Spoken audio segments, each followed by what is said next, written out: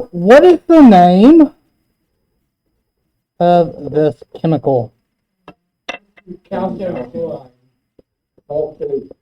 Calcium chloride. What about this chemical? Carbon oxide.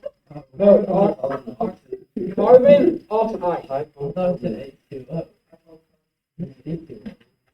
carbonite. Carbon dioxide. What about this chemical? What's the chemical nomenclature? Sodium. Y'all quit talking. What about this chemical? Ooh, that's carbon dioxide. No. CO2. Carbon oxide. Where's the two? No, two, I'm just saying CO, so it's like the stuff that you should. Carbon oxygen. It's carbon monoxide. CO2. Wait a minute. Wait a minute. So Wait, hold on. I suck the stuff out of those little air canisters sometimes. Carbon monoxide is poisonous. Carbon dioxide is what we breathe out. No, I'm talking about. Okay, CO2. Okay, never mind. I was I'm scared. from Buffalo. When I was little, I was It tastes. It tastes horrible. Yeah, me and him inhaled. When I was little, I was. What? Do y'all notice the difference? Guys, cool it. Do y'all notice the difference? One has two oxygen, one does. Do y'all notice the difference in how we're naming these chemicals? Oh, What about this one? Na2O. What would be that name? sodium oxide. Monoxide. Why not monoxide? Why is it oxide?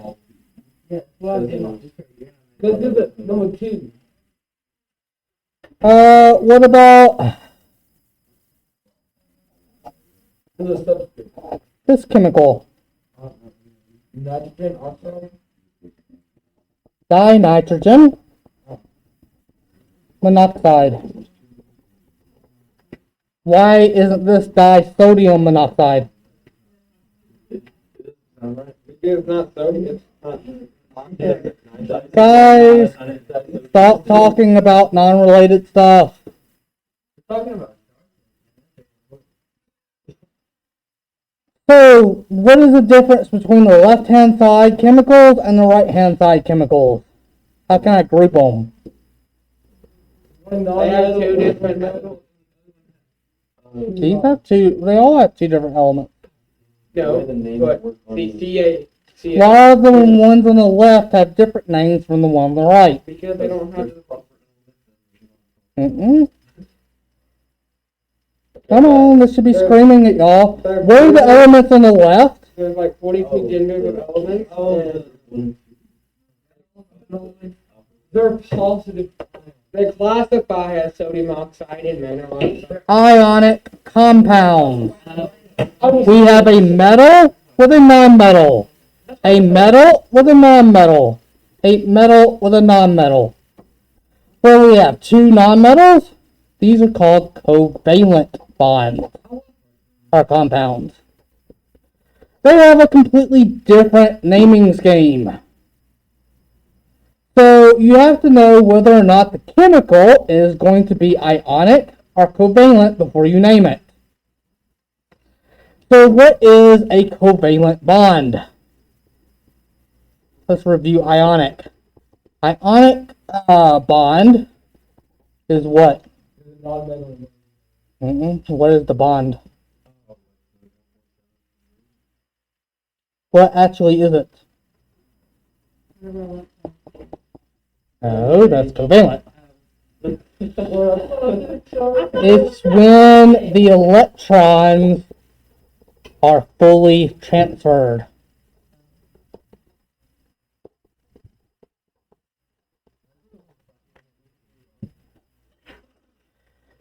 Writer, I'm going to write you up if you don't pull it.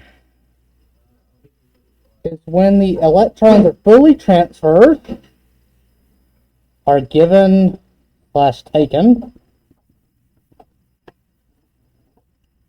and not shared. Covalent. Do you mind closing the door? Covalent compounds are when electron pairs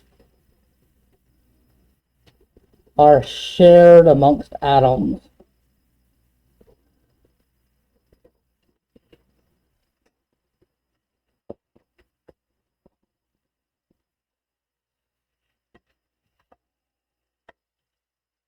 So let's look at carbon monoxide. So carbon has 4 valence electrons. Oxygen has 6. So how many does carbon want? Carbon wants 4. How many does oxygen want? 2. Now if we did this covalently, we're going to end up having like CO, what would that be? Balance this out. If carbon gives up its 4 because we need a positive, then we're going to need like CO2. But how does that work for just CO? What ends up happening is these 2 electrons are going to be shared. So this electron is going to be shared with the oxygen. This electron will be shared with this oxygen. And this electron, we can share it with that one. So that this electron will spend some of the time on carbon, some of the time on oxygen. So when these 2 electrons are on the oxygen, oxygen would have 8 temporarily.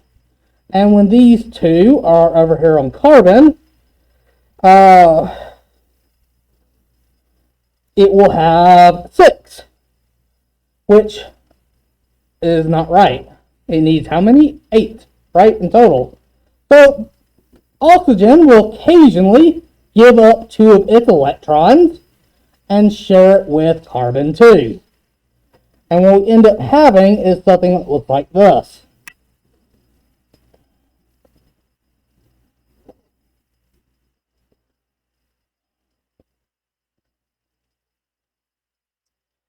We have the 4, probably should color this.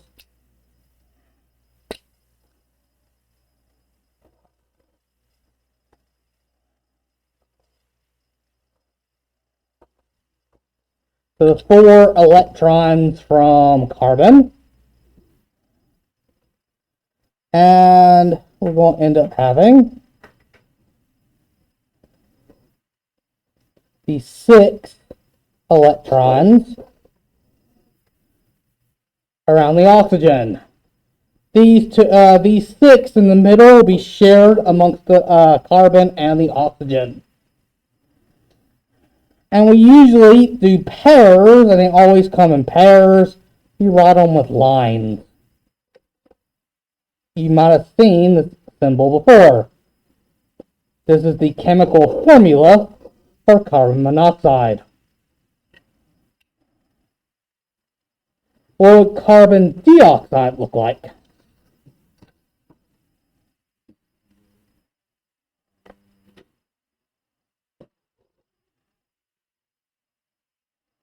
Whoa.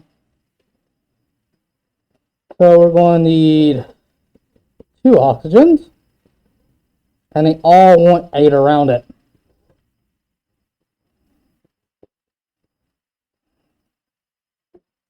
Well, we can group these up and group these up. This oxygen has 1, 2, 3, 4, 5, 6, 7, 8. Whenever carbon shares these with oxygen. So now oxygen now has a total of 8. 1, 2, 3, 4, 5, 6. We can group these up. 7 and 8. How many does carbon have around it? 1, 2, 3, 4, 5, 6, 7, 8. They all have 8. This would be the formula for carbon dioxide.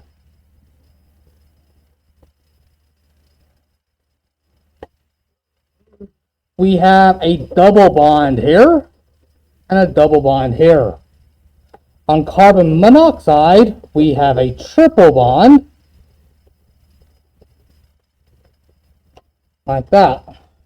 Does that kind of make sense?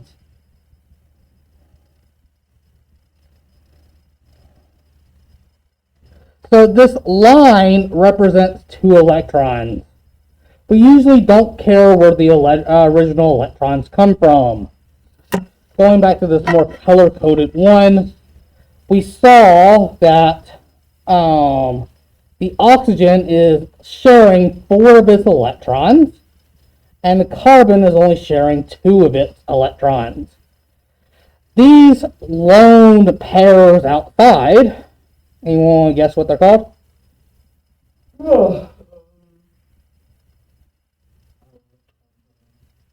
Lone pairs. More specifically, lone electron pairs.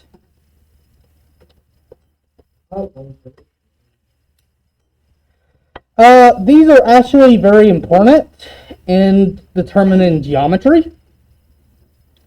Not so much, they're more important in geometry. And these are called, by the way, Lewis dot diagrams.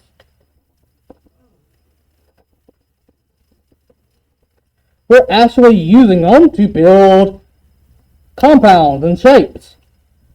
So we've done it with ionic, but ionic is simple. Ionic, well, we started out with a single one here. We'd start out with 7 here. This one is going to give it up right there. And what we have is chlorine now has all 7. And we can take this single line and replace it with a, we can take 2 dots and replace it with a single line to indicate that's bonded. And it looks like this. Oftentimes on larger molecules you don't see the dots anymore, specifically what you're used to. And then we can get up to organic chemistry where we have a brand new notation.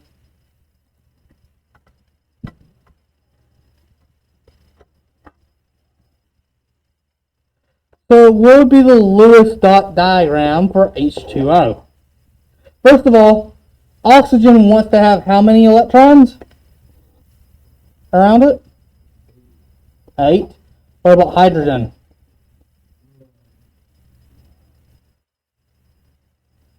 8. Remember, hydrogen and helium are exceptions. They want 2. Oh. And you'll notice something about covalent. Covalent will always gain electrons when they're sharing. There is no giving up fully. So there is no becoming a positive. We'll see in a little bit that's not strictly true. But for the purpose of doing Lewis dot, it doesn't. So what does H2O look like?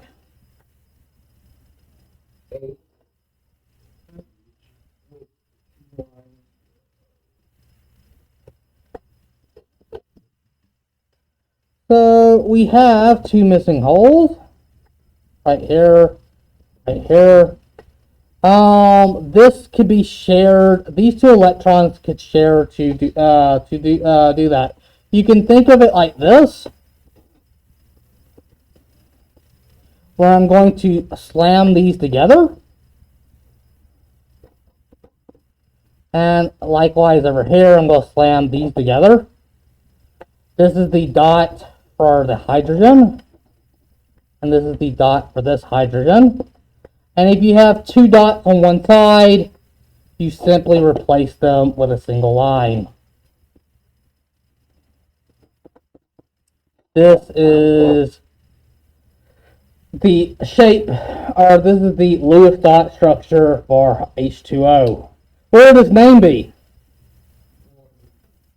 It is water. What would be its technical name if you were going to do a nomenclature. So I'll give you a hint, or let me go over the rules. Oh. Hydrogen oxide. What would y'all, first of all, let's see if y'all can guess. This name is never used anywhere.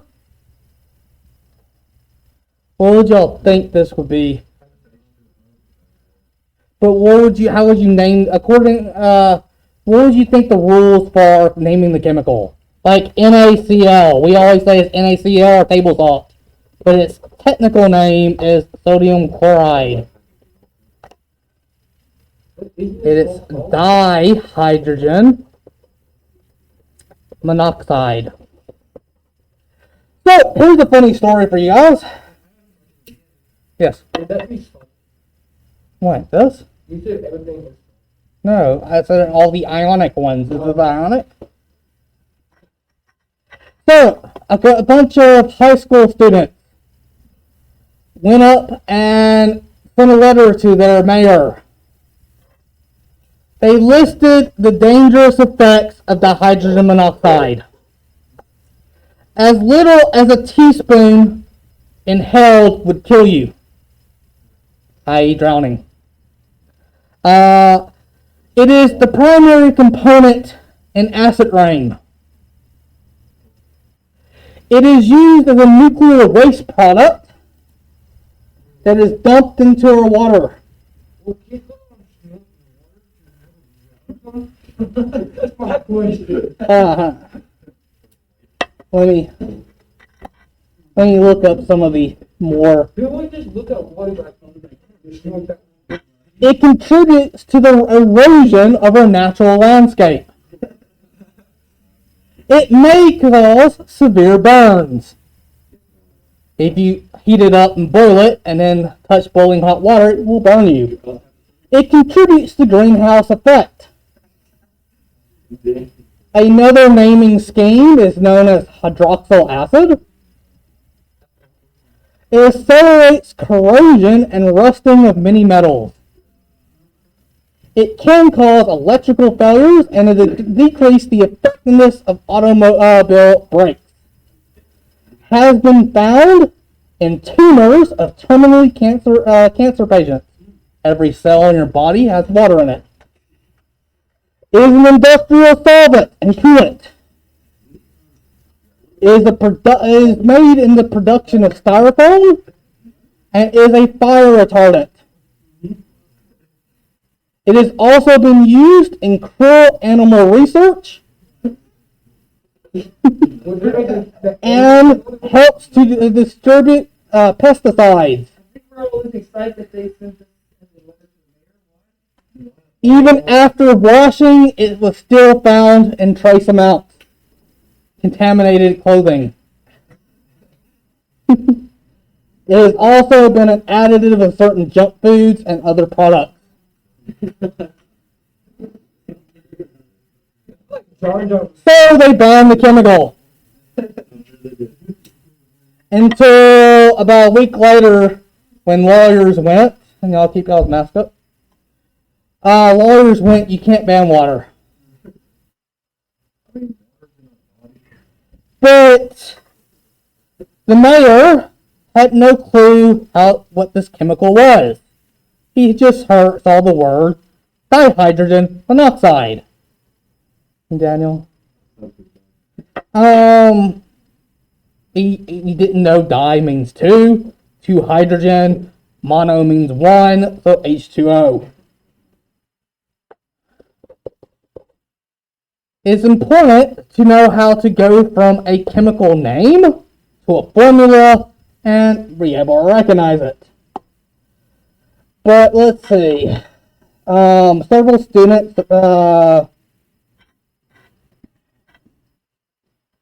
this is also abbreviated as DHMO, dihydrogen monoxide.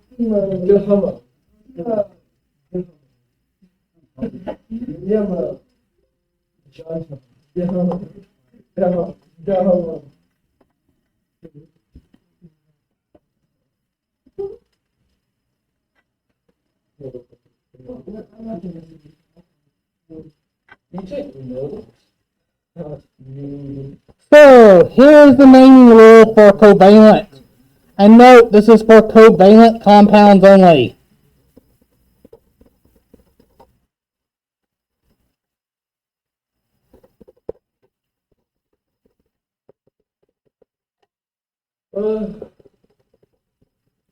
Not for ionic compounds. Check delta En less than 1.7 first. So, if the first chemical or the first element is 1, has a 1 substrate. If there is only 1,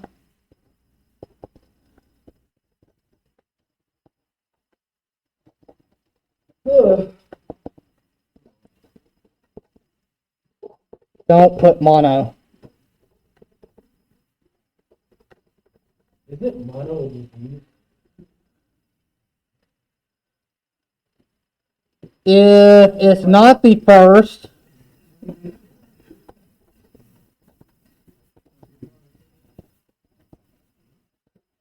always include mono. And y'all know y'all's prefixes? Y'all's Greek prefixes? Yes, sir. A is alpha, very worked out. B is beta. A triangle is delta. So what is 1 in Greek? So 1 is mono. Okay. What is 2? Di. Di. What is 3? Try. Tri. What is 4? What? That is Latin. I asked y'all for Greek. Tetra. What about 5? Penta. Penta. Oh. What about 6? Hexa. 7. 7. What is 7? Ew, go, train. No. What is it? This is hepta. And then we have, let me check, is this Greek or Latin? I might have them backwards. Then what's the next one? Octa. 9 is weird. We use nana or non. Like a donagon. Yes, this is the exact same terminology we name our shapes. And then deca. Dagon, go back on.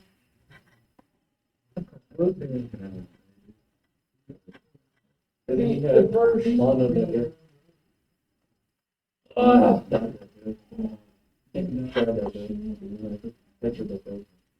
So,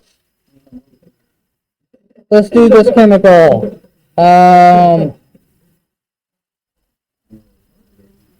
So,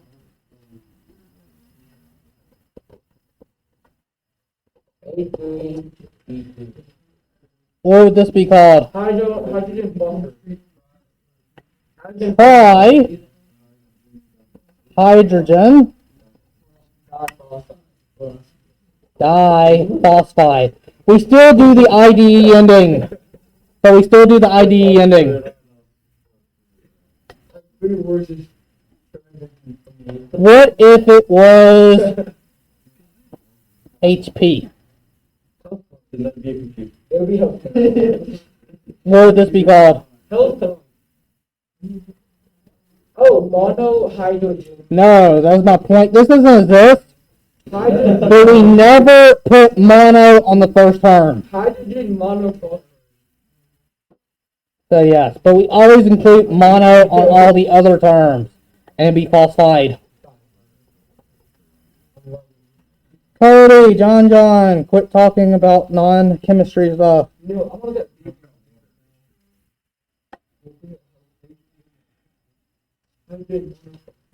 So we do not include mono if it's the leading word. What about this one right here?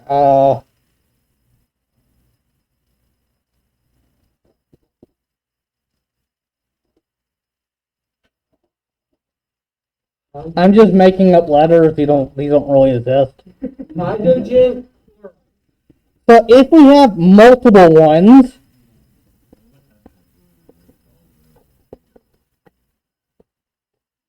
Oh.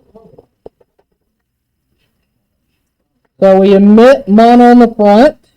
We don't do IDE on middle terms, but we do it on the last one. Like carbon. So first of all, we're talking about compounds.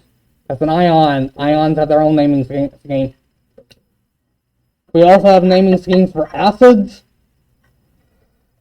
And you'd have to be able to differentiate, but these names would work as alternatives, too. An acid can either use the ionic, covalent, or acid name. Okay.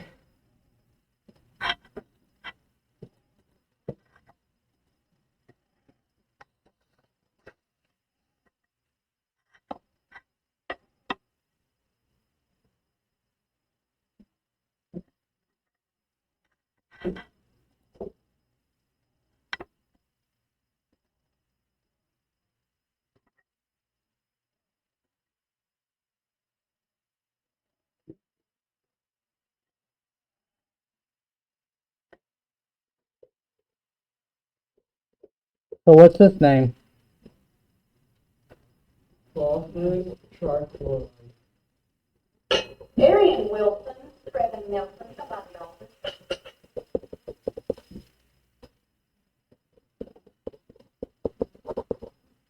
So phosphorus has 5 valence electrons. Chlorine has 7. So how would its Lewis dot structure look? It look like this. That phosphorus be over trichloride. Yes. Oh dang it! I'm so full of this stuff. Yes.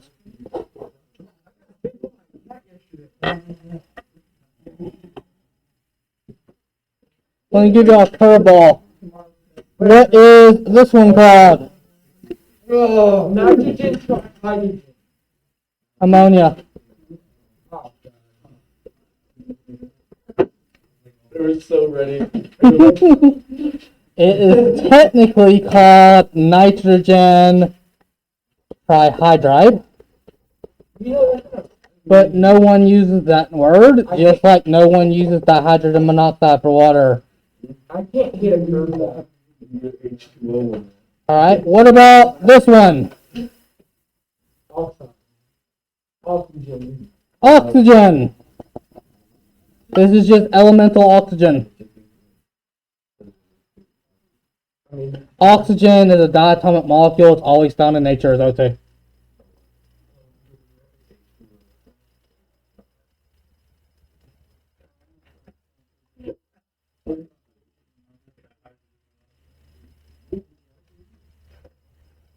So what do y'all think some properties of a covalent compounds are?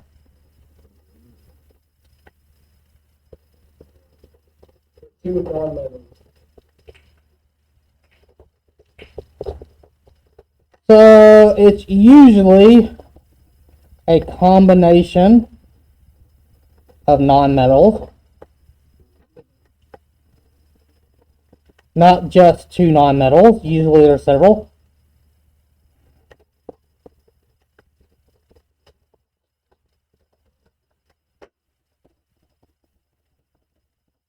What else?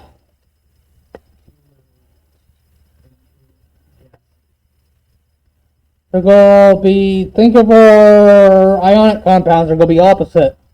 They're going to have low melting points.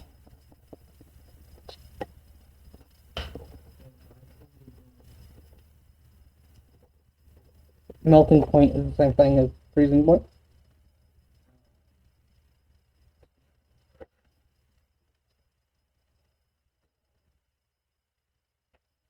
They usually form, that's what I was just about to say. They usually form brittle or soft solids. It's really too wide of a range to be talking about their properties, but that's a few of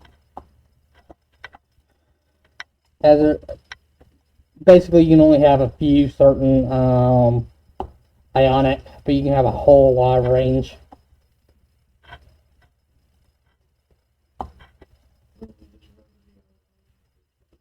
Well, you just need to know how to recognize. If you have more than one nonmetal, or if you have nothing but nonmetals, that's almost guaranteed to be a covalent. Why does water look bent? Why? Okay, let me do. So, carbon dioxide, it actually looks like this. I'm going to leave off the dots. And water, however, looks like this. Why is this bent and this like a straight line or linear?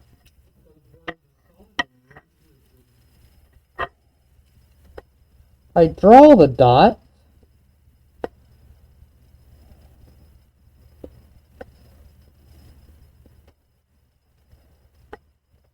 These two dots are going to repel and make the hydrogen be bent. You have to think in three-dimensional space. We live in a four-dimensional. Dimensionals or shapes?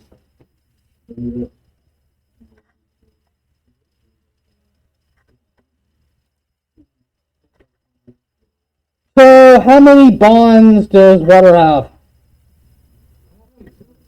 It has two. How many lone pairs does it have?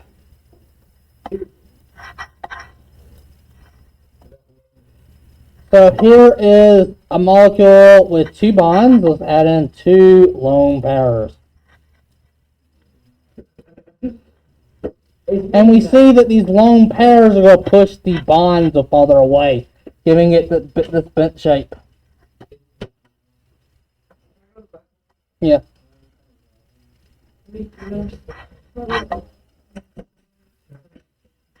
So if we look at carbon dioxide, So, why does it make it? it looks more straight or linear. This is called linear geometry. If you put the long pairs, they like close to each other. Now there's always a central atom. Every single molecule has one central atom. Well, not everyone. Usually they have a central atom that's a main thing holding it together. Like H2O, the central atom is oxygen. Carbon is always the central atom. You always put it in the middle.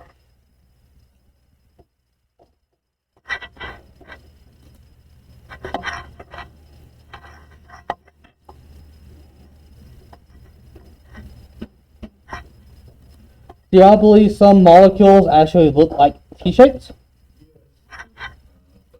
I mean, anything possible. Let's see if I can figure out this geometry. There it is.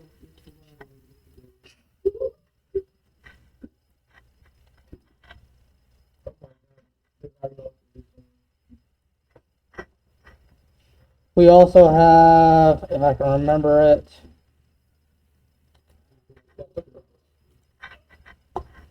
stop talking, Ryder. There you go, seesaw shape.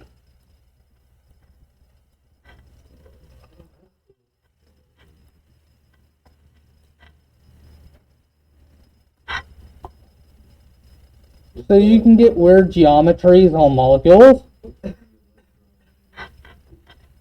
So that's assuming that this lone pair was actually a atom. This is what it would look like. It'd be called trigonal bipyramidal. So the electron geometry just assumes that this was a regular bond. We're including it. I can come over here and actually, where's the hide? Ah, there. Hide lone pairs. So you can't see them. Wait, what's bonding? Is it tables now? We don't really know that. I didn't even make the chemistry do that. You need geometry.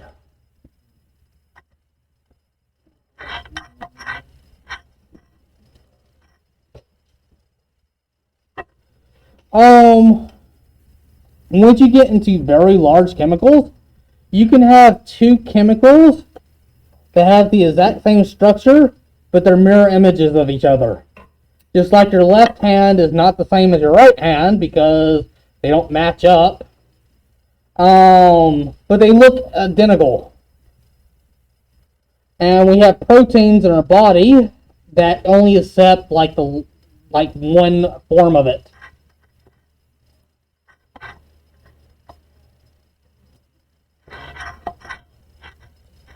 What else was I going to cover today?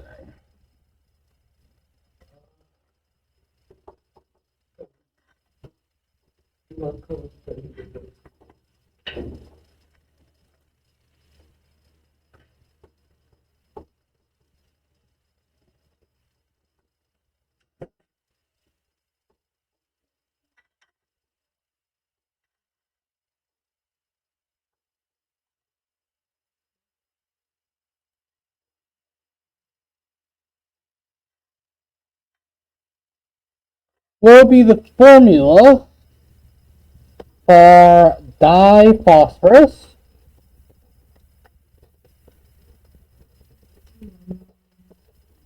pentoxide. It is 5 oxygen and 2 phosphorus. So P2O5.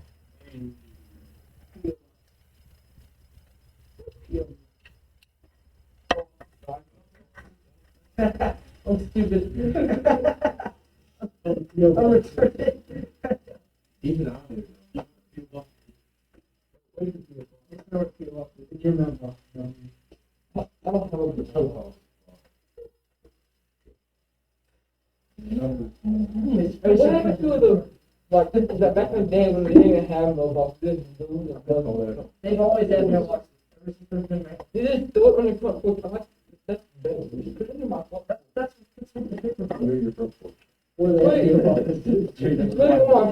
Sulfur hexafluoride.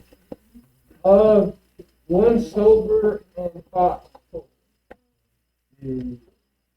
6 for. There you go. Do y'all know what sulfur hexafluoride is? something cool. Probably use it at the dinner.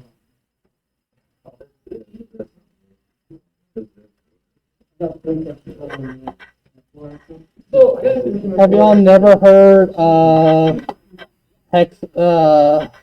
sulfur hexafluoride being used? What happens whenever you breathe in helium? Your voice changes. Why? Because the helium avoids your vocal. Because it alters your voice. So helium can move very, very fast. It's a very light gas. So whenever you breathe out with it, you can push it out of your lungs very, very fast. And thus your voice speeds up. Sulfur hexafluoride is a very dense gas. It's the one that As far as I know, this is the first ever beatbox with take your own hand. Hey, but let's see it. Doesn't it feel weird? Like hold it over. It doesn't go up and down. It's like you can feel it. It's weird.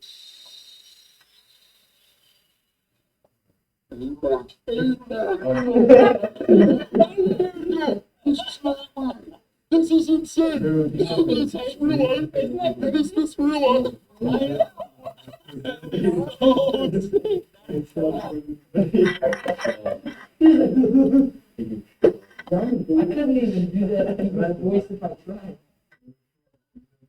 It's like,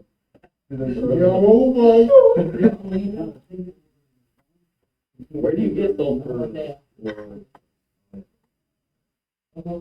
The sulfur I'm sure you can order a can, but it'll probably be very, very expensive. I can spray them in the balloon. This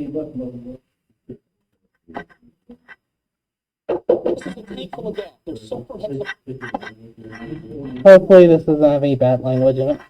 I think we've all heard it. Oh, my voice gets really low. I'm not going to be as strong. I'm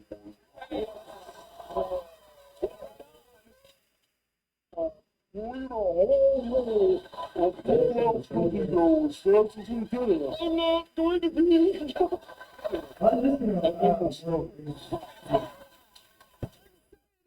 I'm just a girl. Get it in front of a boy.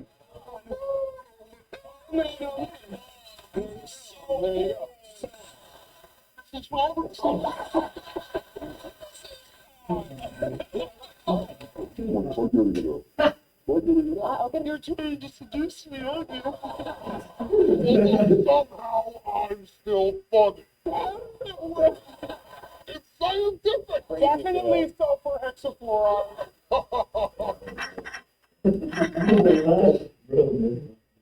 The one thing about that though, so it's a relatively safe gas, like breathing in.